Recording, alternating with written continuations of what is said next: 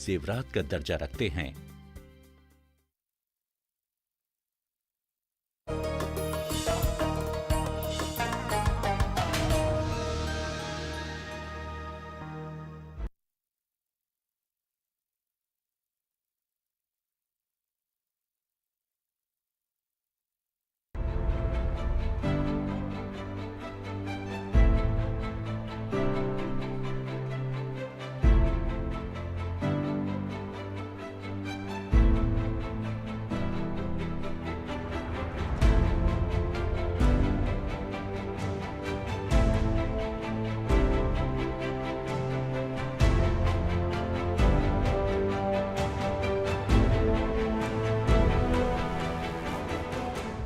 The greatness of a nation and its moral progress can be judged by the way its animals are treated.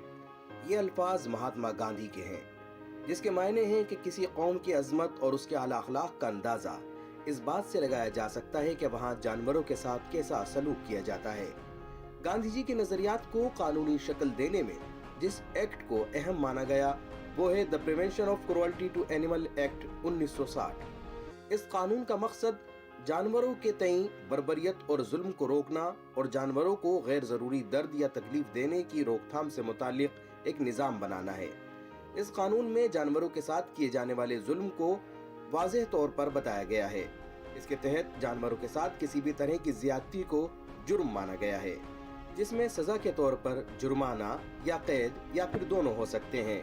इसी कानून के तहत मरकजी हुकूमत के जरिए एक एनिमल वेलफेयर बोर्ड का भी कयाम किया गया है, जिसमें एक चेयरमैन, एक वाइस चेयरमैन, एक सेक्रेटरी और कई दीगर मेंबरान होते हैं। जानवरों को एक मुकाम से दूसरे मुकाम तक ले जाने के लिए गाड़ियों की कंडीशन, जानवरों के लिए शेल्टर और इलाज के लिए इंतजामात करने के लिए भी ये बोर्ड अपने मशवरे हुकूमत को देता है।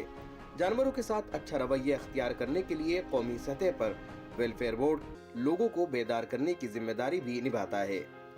जानवरों पर की जाने वाली रिसर्च और तजुर्बात पर भी कानून नाफिज होता है, ताकि उन्हें गैर जरूरी तौर पर दर्द और तकलीफ नहीं दी जाए। आज की इस पेशकश में माहिरीन के जरिए इस अहम कानून पर रोशनी डाली जाएगी। अपना मुल्क अपना आइन, शक्ति संविधान की। नाज़रीन आदाब, आज की इस पेशकश में हम बात करेंगे उनके राइट्स की जिनका इस ज़मीन पर उतना ही हक है जितना इंसान का, लेकिन इंसान को उच्च कोटि का प्राणी यानी अशरफुल मखलूक़ात कहा गया है और इसलिए उसकी जिम्मेदारी भी है कि वो जानवरों के साथ भी अच्छा बर्ताव करे। लेकिन अगर कहीं कोई ज़्यादती होती है तब क्या किया जाए? आज़ाद हिंदुस्तान में जानवरों के साथ भी जुल्म व सितम ना हो उसका ख़ास ख्याल रखा गया और 1960 में बनाया गया कानून जिसका नाम है the prevention of cruelty to animal act. आखिर इस कानून के तहत किस तरह जानवरों को तहफ़्फ़ुज़ फराहम करने की कोशिश की गई, क्या है ये कानून और क्या है इसके ज़ाब्ते? इस मौजू पर बात करने के लिए आज हमारे साथ स्टूडियो में मौजूद हैं दो ख़ास मेहमान। हमारे साथ हैं डॉक्टर जसदीप सिंह साहब और हमारे साथ दूसरे ख़ास मेहमान हैं अमित वोहरा जी। आप एनिमल राइट्स के लिए आवाज़ बुलंद करने वालों में से हैं और आप दोनों के अलावा हमारे साथ स्टूडेंट्स भी हैं जिनके सवालों को आज की इस पेशकश में हम शामिल करेंगे। मेरा सबसे पहला सवाल जसदीप जी आपसे रहेगा कि जब हम बात करते हैं 1960 की, बहुत लंबा समय हो गया, उस वक्त ये क्या कोशिश की गई थी या कुछ केसेस हमारे सामने आए थे कि जब हमने इस कानून को बना करके देश को मैसेज दिया कि आज़ाद हिंदुस्तान के अंदर जानवरों के साथ भी किसी तरह की कोई ज़्यादती नहीं की जाएगी? देखिए, पहले मैं संविधान से शुरू करना चाहूँगा कि हमारा जो मूल जो कानून है वो हमारा संविधान है, जो अलग अलग कानून बनाने की हमें बात करता है। तो संविधान आर्टिकल 48 में कहा गया है कि जो डायरेक्टिव प्रिंसिपल है, जो राज्यों को दिशा निर्देश देते हैं कि जब भी वो कोई पशुपालन या खेती के बारे में लॉ बनाए तो वो आधुनिक तथा जो वैज्ञानिक तरीकों से उनको संगठित करे। तथा वो ये भी प्रावधान करता है आर्टिकल 48 कि जितने भी हमारे जो गाय, बछड़े या जो दुग्ध या वायु पशु हैं, वायु पशु हैं, वायक पशु हैं, तो उनके लिए वध को रोके। उनके वध को रोकने से क्या होगा, उनकी नस्लें बच जाएंगी या उनकी नस्लों में सुधार होगा। तो सबसे पहले मैं कॉन्स्टिट्यूशन से ये भी बताना चाहूँगा कि जो जैसे हमें संविधान ने हमें कुछ अधिकार दिए हैं, ऐसे ही हमें कुछ कर्तव्य भी दिए हैं। जैसे आर्टिकल 51A जी कर्तव्यों की बात करता है, जिसमें हमें सभी जीवित व्यक्ति, जो भी जीवित प्राणी है, चाहे वो व्यक्ति है चाहे वो प्राणी है, उनके लिए हमें दया की भावना रखनी चाहिए। ये हमारी फंडामेंटल ड्यूटीज में शामिल है। ये हमारी फंडामेंटल ड्यूटीज़ में शामिल है। इसी के तहत हमारा फिर 1960 में ये एक्ट आया। 1960 में एक एक्ट आया। इसके अंदर क्या कुछ खास बातें हैं जो हम चाहते हैं हमारे व्यूवर्स जान सकें, और इसके लिए बहुत ज़्यादा ज़रूरी है लोगों का जागरूक होना, बेदार होना, इसलिए पेशकश भी है। तो मैं चाहूँगा कि इसके कुछ खास जो इसके अहम प्रोविजंस थे वो सामने रखें। जैसे इसमें पहले तो हमें ये जानना चाहिए कि पशु है क्या। तो धारा 2 में ही हमें ये बताया गया है कि पशु है क्या। तो उसके अनुसार जो धारा 2 में प्रावधान है वो ये कहता है कोई भी जीवित प्राणी जो मनुष्य से भिन्न है, any living creature which is different from human being, उसको हम पशु बोलेंगे। तो इसमें पहले तो हमें पशु की वो पता लगे कि पशु होता है क्या है।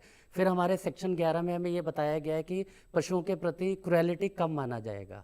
जैसे अगर आपने किसी जानवर को मारा, पीटा, उससे अत्यधिक काम करवा रहे हो, या उससे अत्यधिक भार उस पर लाद रहे हो, या उसे किसी चेन में डाल रहे हो, या किसी बीमार पशु को आप इस्तेमाल में ला रहे हो, ये सब क्रुएलिटी में आएगा धारा 11 के अंतर्गत। धारा 11 के अंदर। चलिए इस पर और मजीद गुफ्तगू आपसे जारी रखेंगे। मैं अमित जी से जानना चाहूँगा। अमित जी, आपका एक लंबा तजुर्बा रहा, एनिमल राइट्स की आप बात करते रहे।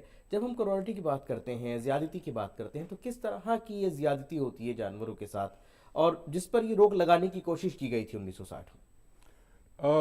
1960 का जो लॉ था वो उस टाइम के हिसाब से काफ़ी रेवोल्यूशनरी था, मगर जैसे जैसे टाइम बीतता गया, साल बीतते गए, अब बहुत इम्पॉर्टेंट हो गया है कि दोबारा से इस लॉ को चेंज किया जाए। क्योंकि पिछले बहुत सालों में हमने देखा है कि एनिमल्स के साथ क्रूअल्टी के केसेस बहुत ज़्यादा बढ़ गए हैं।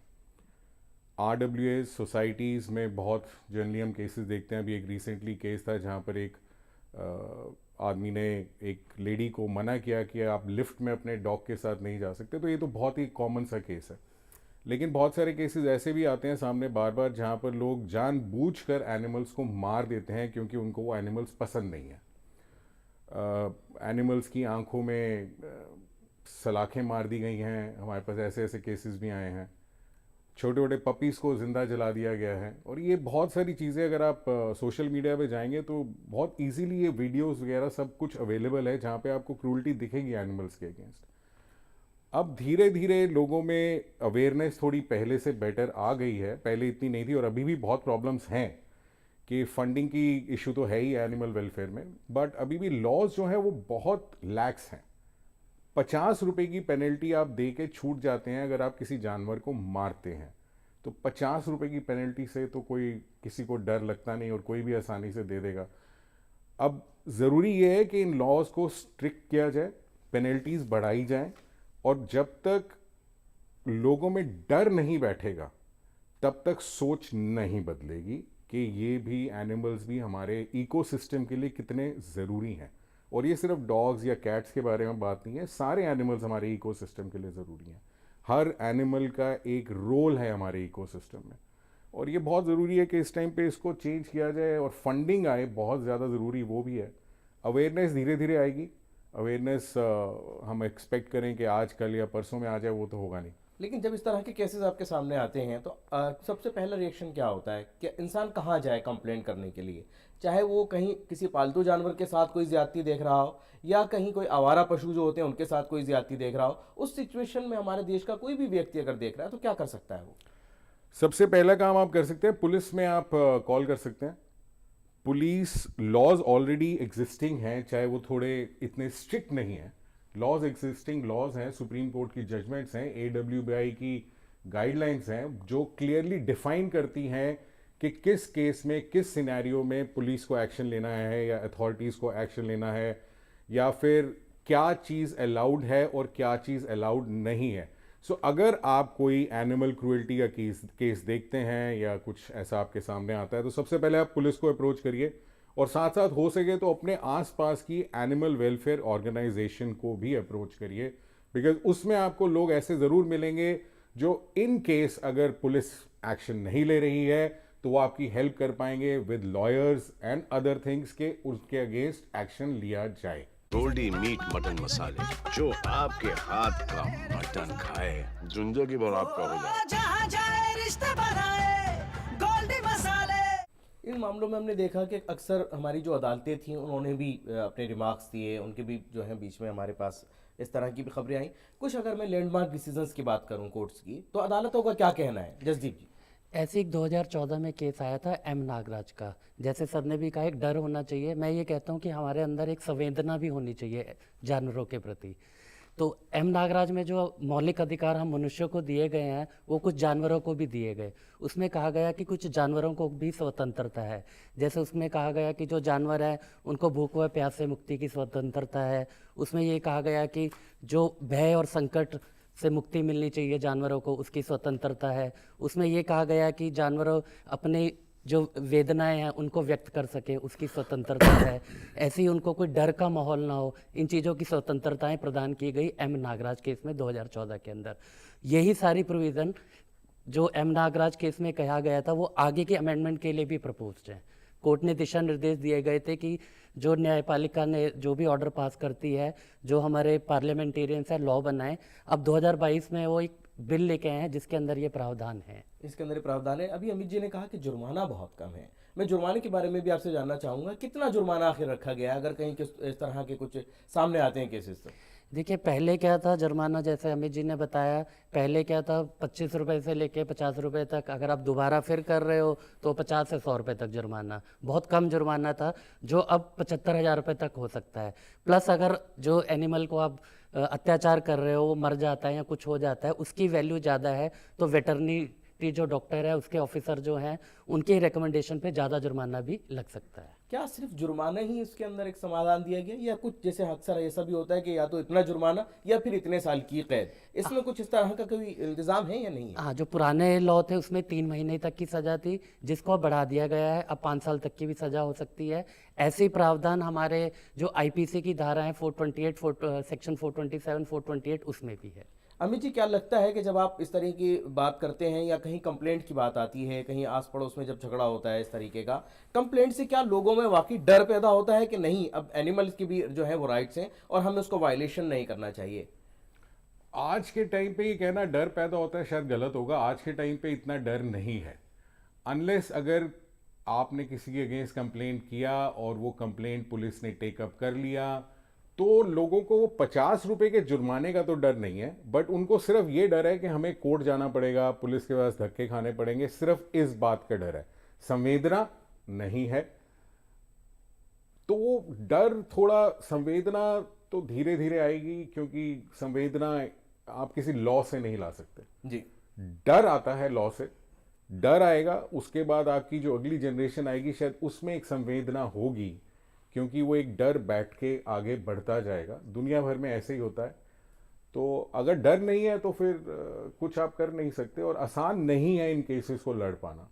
प्रूफ नहीं मिलता है, अथॉरिटीज़ की इतनी हेल्प नहीं होती है जनरली, बिकॉज उनके पास और ज़्यादा बड़े या इम्पॉर्टेंट केसेस हैं। एक डॉग को किसी ने मार दिया, वो उनके लिए इतना इम्पॉर्टेंट केस नहीं है। लेकिन होना चाहिए, अगर हम संवेदना रखते हैं या हमें कहीं ना कहीं इस चीज़ का एहसास है कि जानवरों के लिए हम लोगों का किस तरह का रवैया होना चाहिए, तो इन चीज़ों के ऊपर भी हम सबके गौर लिए कर होना पाएंगे। चाहिए कि जैसे जसदीप जी ने बताया कि कोर्ट की जजमेंट्स हैं कि 5 राइट्स मिले हैं सारे एनिमल्स को, जी। वो हमारे फंडामेंटल राइट्स के बहुत क्लोज हैं, पहली चीज़।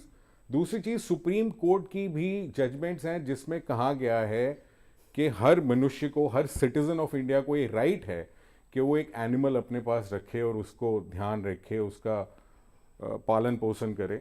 ये सारी चीज़ें हैं, बट अभी भी उसकी इम्प्लीमेंटेशन ना के बराबर है। फंडिंग नहीं है, लॉज बहुत लैक्स हैं, संवेदना तो खैर है यानी ही उसको जिस तरह की और भी बातें हो रही हैं, सरकार ने भी इस चीज़ पर गौर किया और सरकार का ये भी कहना है कि पुराने कानूनों के साथ जो है वो नया भारत आगे नहीं बढ़ सकता, और इसलिए काफ़ी चेंजेस आए हैं कानून में।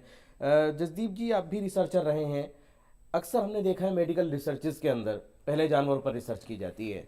क्या उस रिसर्च को भी आप इस दायरे में, कानून के दायरे में हम रख सकते हैं कि वहाँ भी हम इसको क्रूरल्टी मानेंगे या नहीं मानेंगे? नहीं, जब हम कानून की बात करें तो इसमें अगर आप प्रयोग के लिए किसी जानवर का इस्तेमाल कर रहे हैं, जिससे कोई दवा बनानी है, वो दवा चाहे वो हमारे मनुष्यों के लिए है, चाहे वो पौधों के लिए है, चाहे वो पक्षियों के लिए, किसी भी जानवर के लिए है, तो हम ऐसी औषधि बनाने के लिए हम एक्सपेरिमेंट वगैरह कर सकते हैं। कर सकते और हैं, जानवरों लेकिन का अगर प्रयोग हो अगर सकता वहाँ है। किसी को कुछ नुकसान, अमित जी कुछ कहना चाह रहे हैं। बट इसमें मैं थोड़ा एक ऐड करना चाहूँगा, जो हमारे एक्ट का मेन पर्पज़ है कि जानवरों को अनावश्यक पीड़ा और यातना नहीं पहुंचनी चाहिए। जब भी हम कोई एक्सपेरिमेंट करते हैं तो हमें इन चीज़ों का ज़रूर ध्यान रखना चाहिए कि कोई अनावश्यक यातना या उनको प्रताड़ित ना किया जाए। यानी कुछ जगहों पर ये भी कहा गया है कि अगर इस तरह का आप कुछ एक्सपेरिमेंट करते भी हैं तो उसे भी एनेस्थीसिया आपको देना पड़ेगा। एनेस्थीसिया। आप अनावश्यक जो है गैर जरूरी उसको दर्द और तकलीफ नहीं दे नहीं सकते। देनी चाहिए। जी अमित जी। अब as an animal rights activist मैं चाहूँगा कि ये बिल्कुल बंद हो जाना चाहिए। दुनिया भर में ये चीज़ धीरे धीरे ख़त्म करते जा रहे हैं कि एनिमल्स को यूज़ किया जाए एक्सपेरिमेंट्स के लिए। साइंस इतनी तरक्की कर चुका है, आज के टाइम पे आप एआई की हेल्प से और बाकी इंस्ट्रूमेंट्स की हेल्प से अपनी टेस्टिंग दूसरे तरीक़ों से भी कर सकते हैं, क्योंकि ये फैक्ट है कि एनिमल्स को जब टेस्टिंग के लिए इस्तेमाल किया जाता है तो उनकी बॉडी पे एडवर्स इफेक्ट आता ही आता है। ये कह देना कि अच्छा हमने यूज़ किया है ह्यूमन रेस की इम्पोर्टेंस के लिए, तो क्या कभी आपने ये सुना है कि डॉग्स की कोई दवाई बनाई जा रही है और उसको ह्यूमन्स पे पहले टेस्ट किया जाए? अगर हम एक तरफ से बोल रहे हैं कि एनिमल्स के भी राइट्स हैं जैसे हमारे राइट्स हैं, तो फिर दोनों तरफ से क्या हम कर पाएंगे इस चीज़ को? ये ज़रूरी है ना। आप अगर जब डॉग्स की या एनिमल्स की कोई दवाई बना रहे हैं तो ह्यूमन्स पे तो टेस्टिंग नहीं हो रही उसकी, तो जब ह्यूमन्स की दवाई बन रही है तो एनिमल्स पे आप टेस्टिंग कर रहे हैं, और वो उनके लिए कितनी डेंजरस है, कितनी पेनफुल है। अभी एक पीछे मैंने एक वीडियो देख रहा था कि 22 साल के बाद पहली बार एक गोरिल्ला उसने घास देखी थी लाइफ में। 22 साल से उस पर टेस्टिंग चल रही थी सिर्फ, और वो डर रहा था अपने उस एनक्लोजर से बाहर आने के लिए, क्योंकि उसको पता ही नहीं था कैप्टिविटी के अलावा बाहर आना किसे कहते हैं, बाहर की एक आज़ाद जिंदगी आजाद जिंदगी क्या है। क्या हो। अच्छा, अक्सर हमने ये भी देखा है कि जिस तरह से प्रोडक्शन बढ़ी है, अगर हम दूध की प्रोडक्शन की बात करें तो वहाँ पर भी जो है पशुओं में से दूध निकालने के लिए, दूध बढ़ाने के लिए कुछ तरीके इस्तेमाल किए गए। क्या वहाँ पर भी उसको हम मान सकते हैं कि उसको भी ज्यादती माना गया है?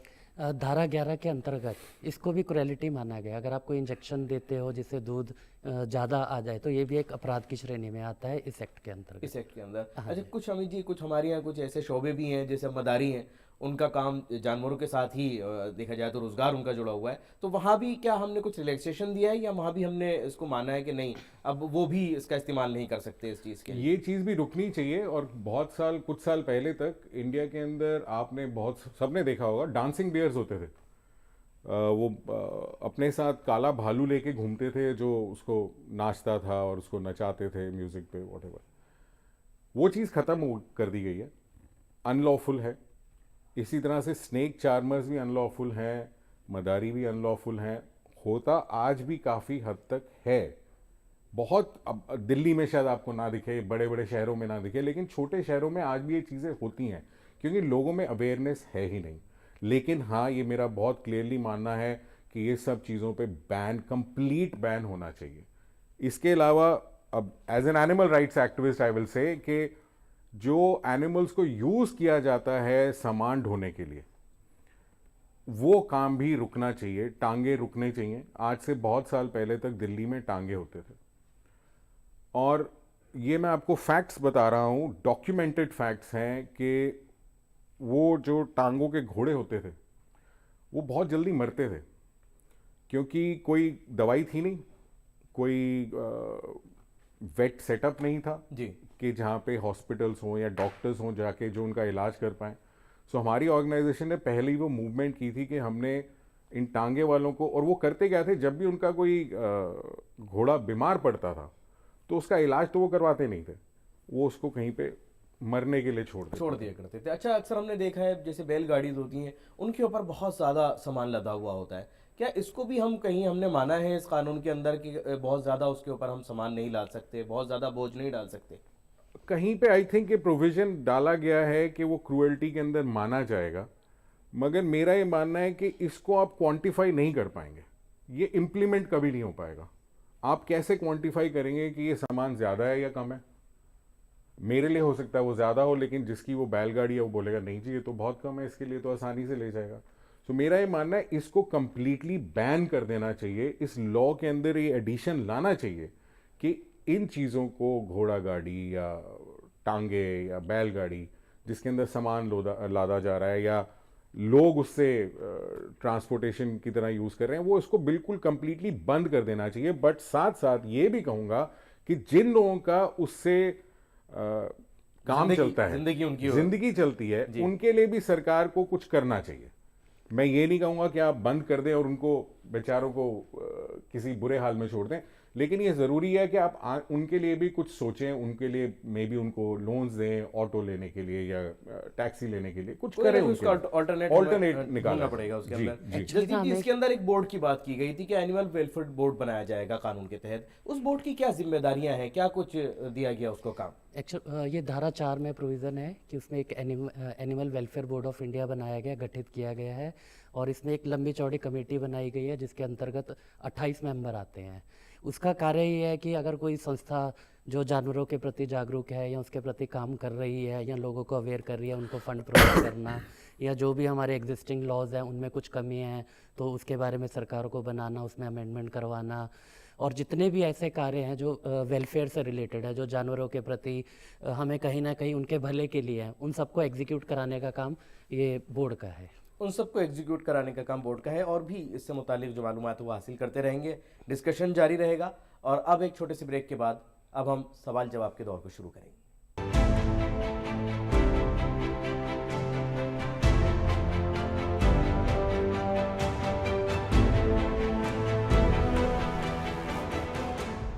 सर, जो स्ट्रे डॉग्स में स्टेरिलाइजेशन प्रोसेस होती है सर, वो भी क्रुएल्टी के अंदर आता है कि नहीं? देखिए, जैसे मैंने पहले भी बताया, धारा 11 में क्रुएल्टी को डिफाइन किया गया है, और एक्ट का जो मेन पर्पस है वो ये है कि हम अनावश्यक उनको पीड़ा ना दें, यातना ना दें। तो ऐसे जो स्ट्रे डॉग्स हैं, अगर वो बीमार हैं, अगर हमें उन्हें मारना भी पड़े तो ये कानून हमें अलाउ करता है, हम उन्हें मार भी सकते हैं। तो हम कुछ इंजेक्शन वगैरह भी दे सकते हैं जिससे कि उनको आसान मौत मिले।